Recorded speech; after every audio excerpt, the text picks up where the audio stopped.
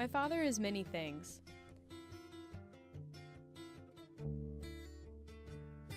He's a farmer.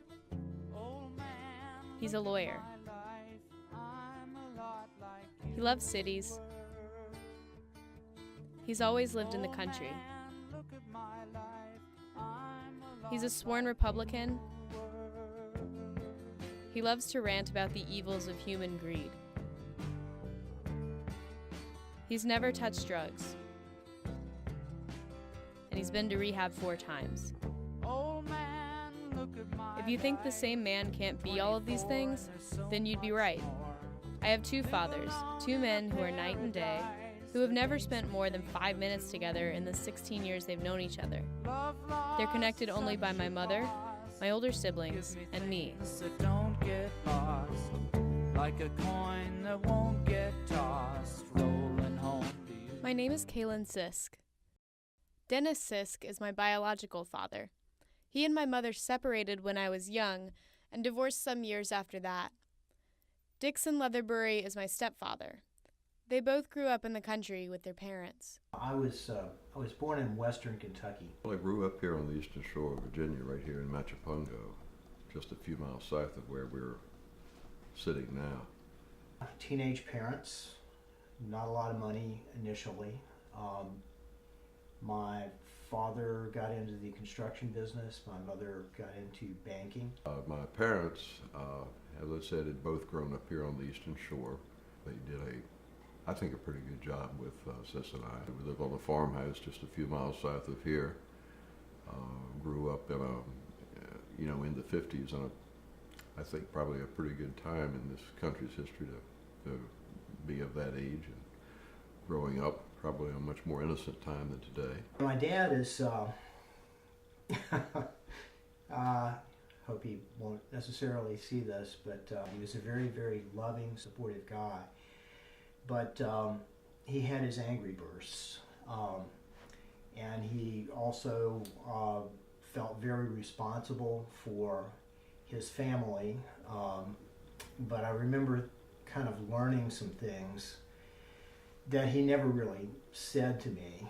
It's things like real men never make mistakes. If you ever do screw up, remember real men never make mistakes. There's 2 grades in life, perfect and failure. That was a pretty good role model, I think. He worked hard and he played hard. He enjoyed a party as much as anyone. He was a practical joker from day one. Unfortunately, we did not have the benefit of having Dad around too long. He became ill when I was around 11 years old with cancer and passed away when I was 14,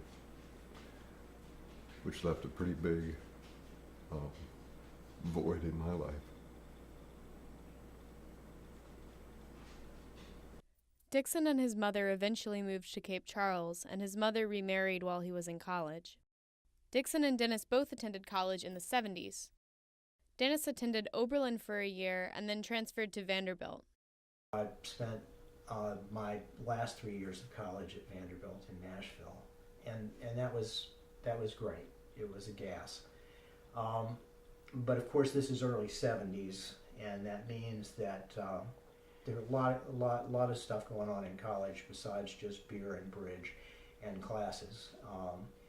We smoked things, we took things. I went to Johns Hopkins in the engineering school. Showed up in Baltimore, and the drug revolution had already begun there. There was a lot going on then in terms of upheaval in America. Vietnam, anti-Vietnam movements. After 2 years, decided that Baltimore and Hopkins wasn't for me. So I actually transferred to the University of Delaware. I saw the political unrest and the discontent and the protest and Woodstock happened and all those things. And none of that was me. That makes me a conservative, then I'm a conservative.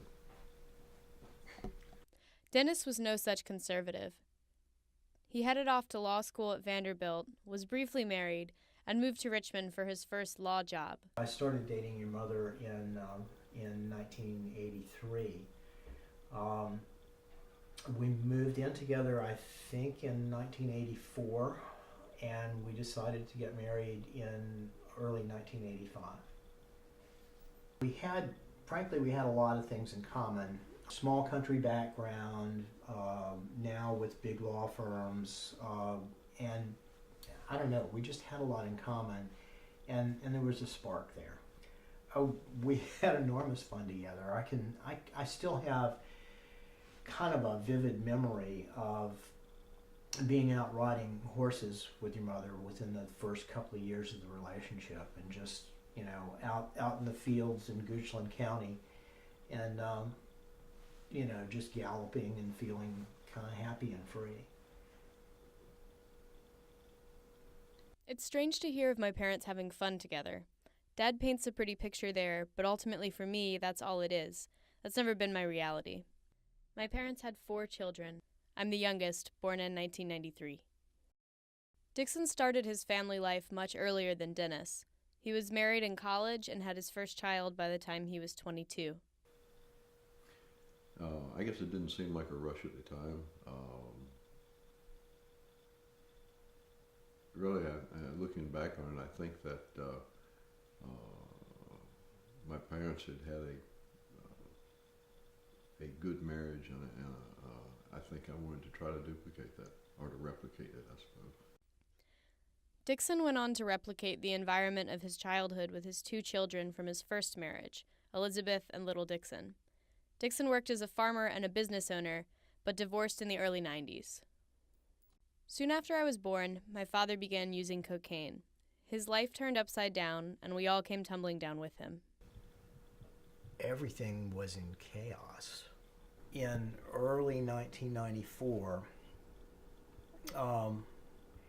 I found myself after an evening of before dinner drinks, drinking during dinner or after dinner drinks, confronting lines of white powder on a dresser. Mm-hmm.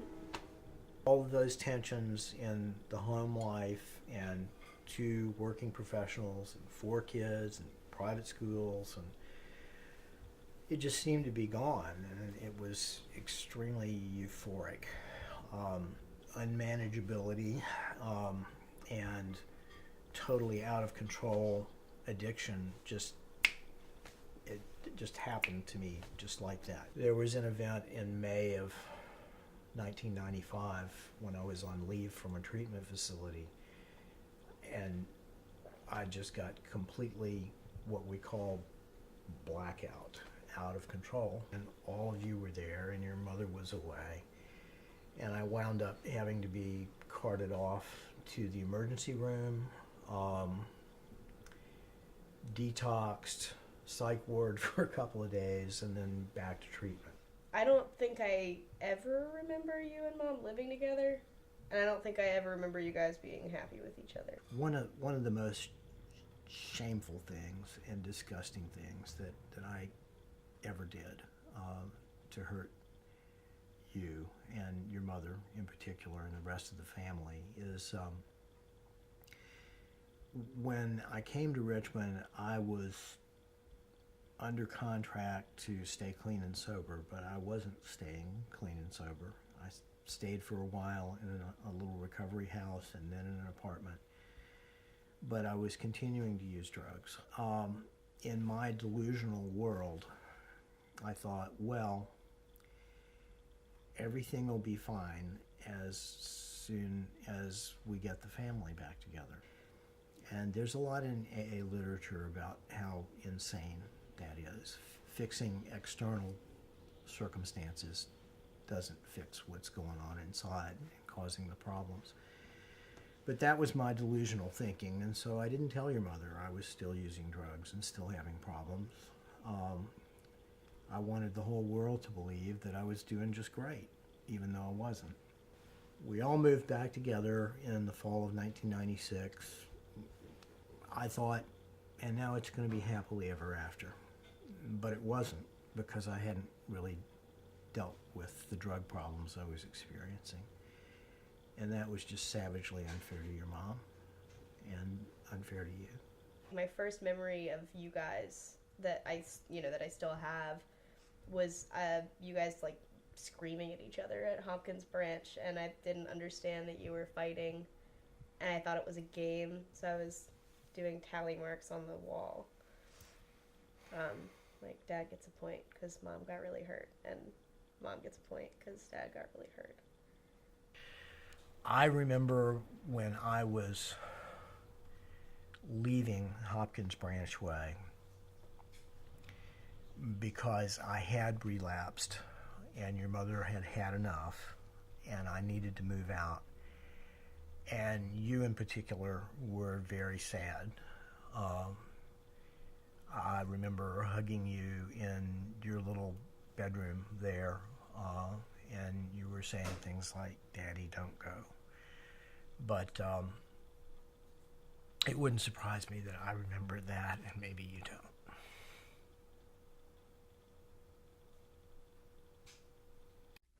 Remembering my young childhood has always been difficult. I was so little when most of this was happening, and it's always been fairly jumbled to me. I knew something wasn't right with my mom, and I knew my family situation wasn't ideal.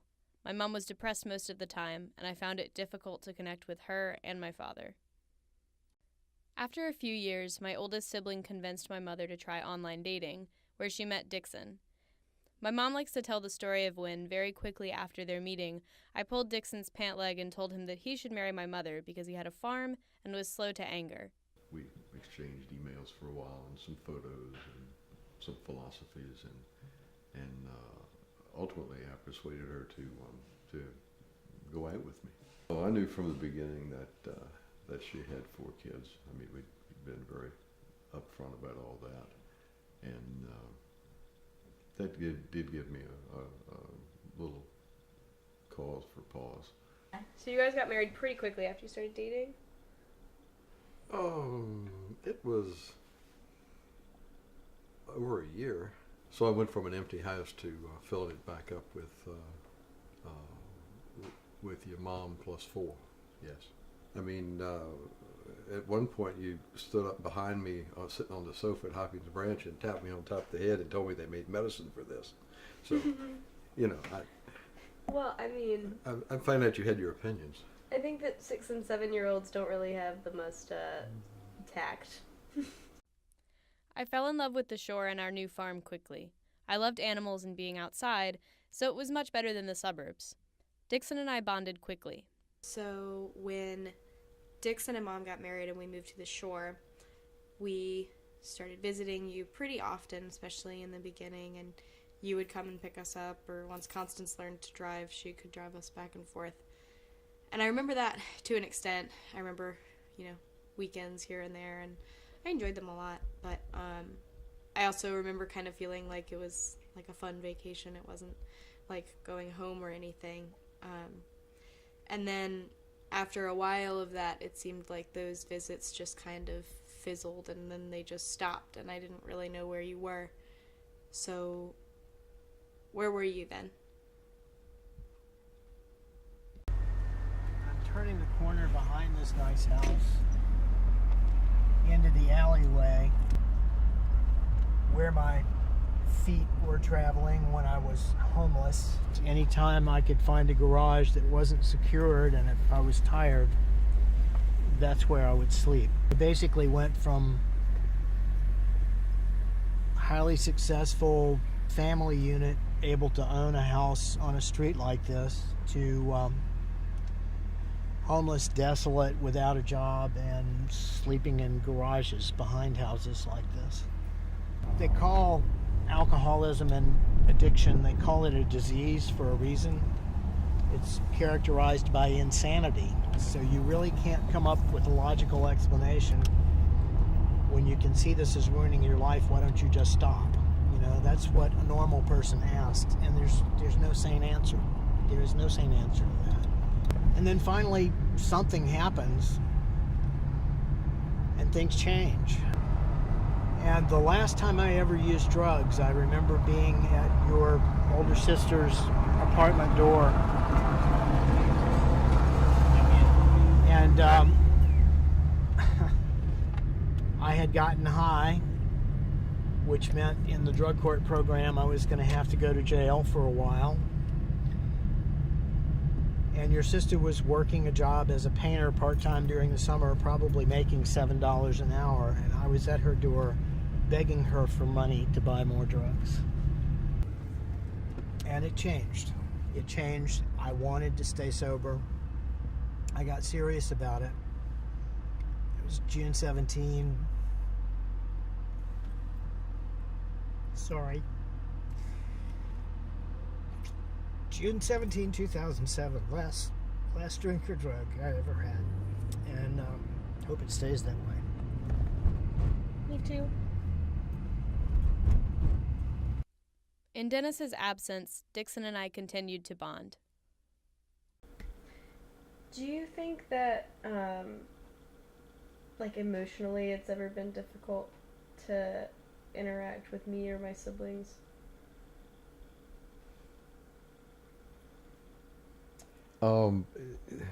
Let's define the word difficult.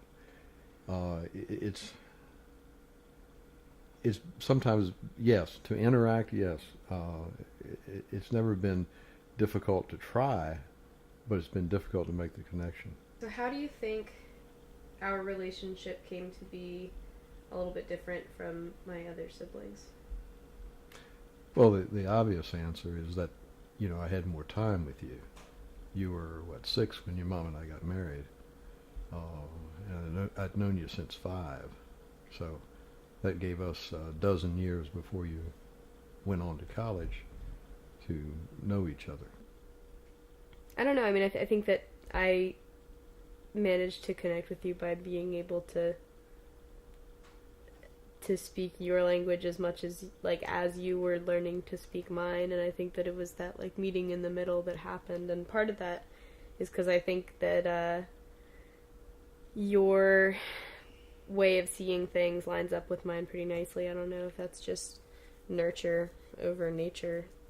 That probably also is true, and it makes me wonder how much of those kinds of things are people born with.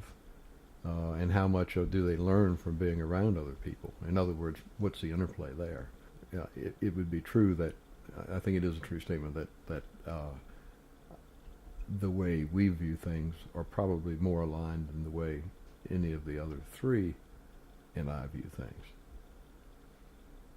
There's a certain language to connecting with your parents, and it's different than connecting with your peers. And if you don't realize that, then you're never going to connect with them, and it takes just as much on the part of the child. The kids do have to make that effort to connect with people and to try to reach out to them once they're past the stage of pointing out people's bald spots.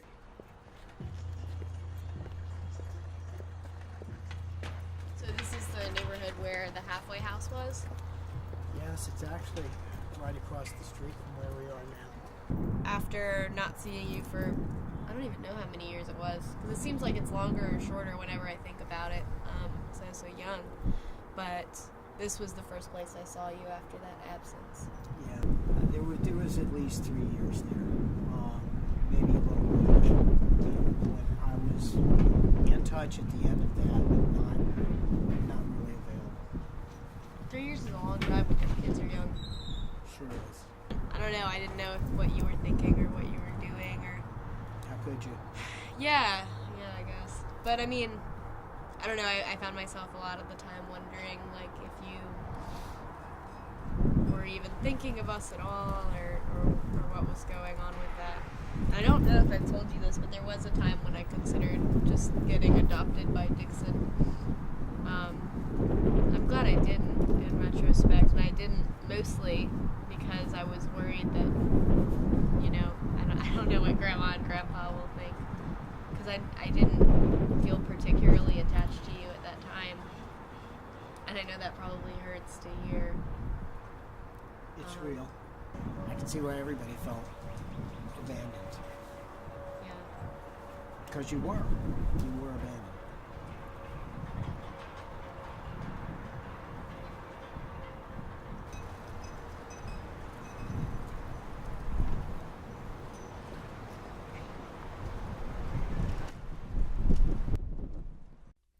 Dennis may be right about the abandonment, but it's not as though I didn't have a father. Dixon is who I remember raising me. Yeah, throwing kids into a new environment, tough. We as adults are supposed to have coping skills, and understand how to use them. And maybe we do, and maybe we don't always. But kids are ill prepared for that, by and large. Yeah. Well, I think you can get resilient though. I mean, I think that's one thing that I've thought about a lot, is that like I think a lot of divorced kids will tell you, like, depending on the time of day you ask them and what mood they're in, if you tell them like, what did your parents being divorced or your parents getting remarried, like, how did that affect you? They'd say like, it doesn't really make a difference. Like, I'm fine. Or they'll say, oh my God, it was like the biggest change. Like, my life could have been so different. But at the end of the day, it is what it is, and you have who you have in your life, and if you don't connect with them, then they're not going to be in your life anymore. And I think that it's kind of short-sighted to feel like, oh, they're like my step-parent, I don't need to connect with them. What traits do you think that I have gotten from you? I hope one of a sense of being committed to what you need to do, what you want to do, to your partner, to your community. And what traits do you think you've gotten from interacting with me? I learned the power of Rogaine. Clearly. I quit using it. I suspect what I really gleaned the most is learning how you articulate your feelings and your appreciation or concern about a given situation, and being able to throw it out there. Because I say that's not something that comes naturally to me. I guess I'm glad my parents divorced. I'm glad that we're here. I'm glad I got to grow up in the country. I'm glad I got to have you in my life. Dennis continued to reach out to me as he maintained his sobriety. I began seeing things through his eyes more sympathetically than I had in the past. Well, I don't know. That was a very vivid memory for me when the thing is, I don't even know what age I was, but I could have sworn I was 15, 16, 17. And it was very shortly after you had come back into my life, and we came here and sat on a bench, and it was really cold, and you talked about how you had been homeless and how you had slept out in the cold. And so, I don't know, I think that's when it kind of like hit me how I was being selfish too, and thinking that I could just like cut you out of my life if I wanted to, and in thinking that you didn't suffer from abandoning us too. I think that was probably my first effort at making amends with my daughter Kaylin. And the fact that you physically were not part of the family unit with me from the time you were 2 on, except for a few brief, chaotic months when you were 5.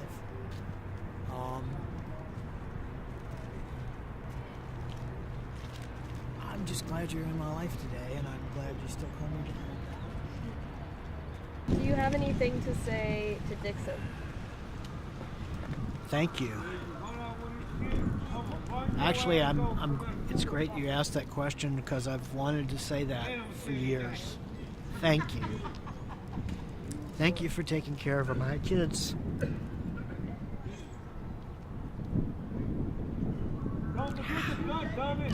When I wasn't there, I wasn't able to. And I know Dixon didn't do that for me. He did it for Beverly and for you. But thank you from the bottom of my heart.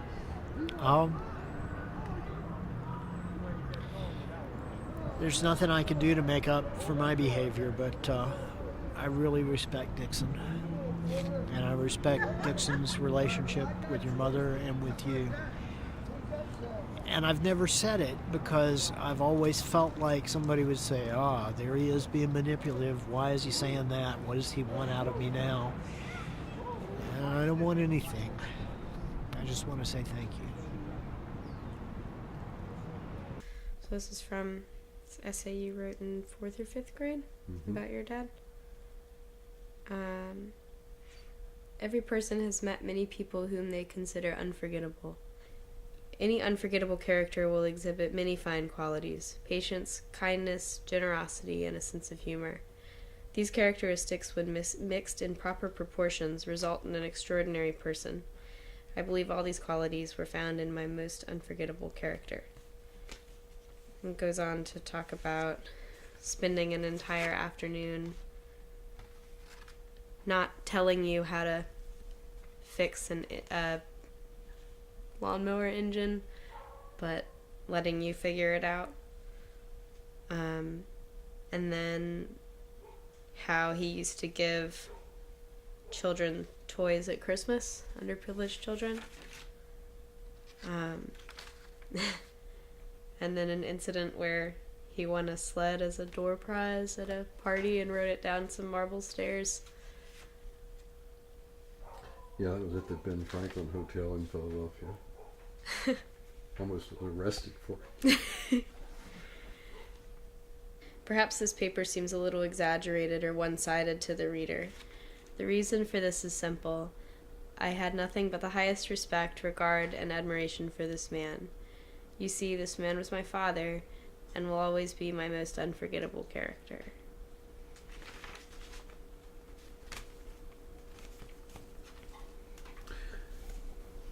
Yeah, it's he's been gone 50 years, and it's still difficult.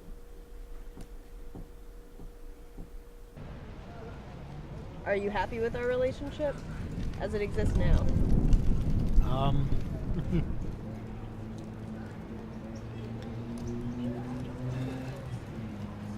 I was at a loss for words earlier. I'm at a loss for words now. Happy doesn't begin to describe how grateful I am to have the relationship I have with you, with Aaron, with Mabel, and with Constance.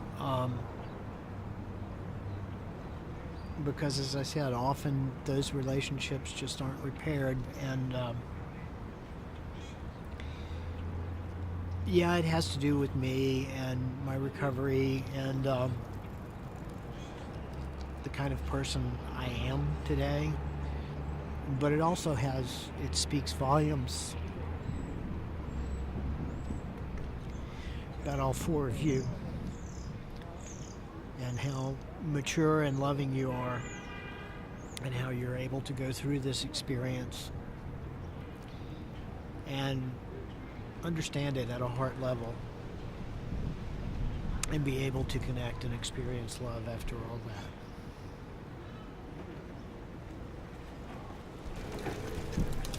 Do you think you've been a good father? No. I think I am a good father. So, as your youngest of 6, and I'm about to graduate, do you have any advice for me? Wow.